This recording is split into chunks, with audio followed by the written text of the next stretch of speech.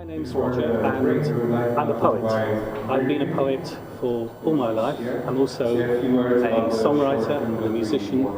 I've spent all my life writing poetry, and my whole life has been a recalibration of poetry, so that poetry has now become the norm rather than the exception, and those other little things that you do with your life have become the exception rather than the norm. I live most of my year in the south of France. I write directly into French.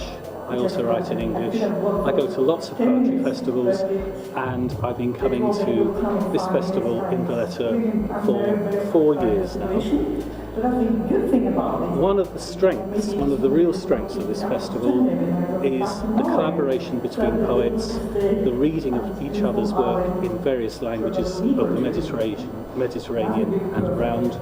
And that strength comes from the translation workshops that happen just before the festival, where poets get together and they talk about themselves, their work, and what poetry means to them.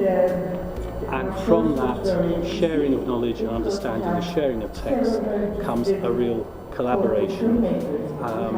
And for me, being part of the translation workshops this year was a real privilege, because it gave me the opportunity to get deeper and deeper into some of the text I was reading. And each rereading, in order to translate, I got a deeper and deeper meaning from that. The translating of poetry into various languages is an important and essential part of poetry.